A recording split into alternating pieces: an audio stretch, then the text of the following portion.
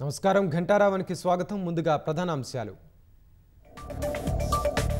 మంచు దుప్పటి కప్పుకున్న ఉమ్మడి మెదక్ జిల్లా, మంటలేసుకుని చలి కాసుకుంటున్న జనం.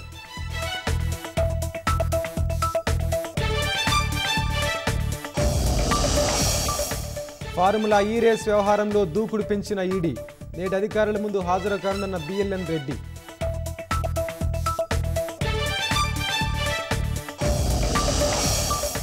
మహాకుంభమేళా తుది దశకు చేరుకున్న ఏర్పాట్లు, అత్యాధునిక సాంకేతికతతో పోలీసుల భారీ బందోబస్తు.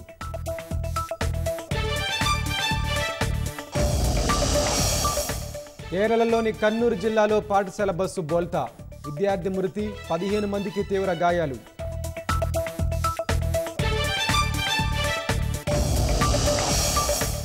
అమెరికాలో ట్రక్కు బీభత్సం ఘటనలో 15కు చేరిన మృతుల సంఖ్య.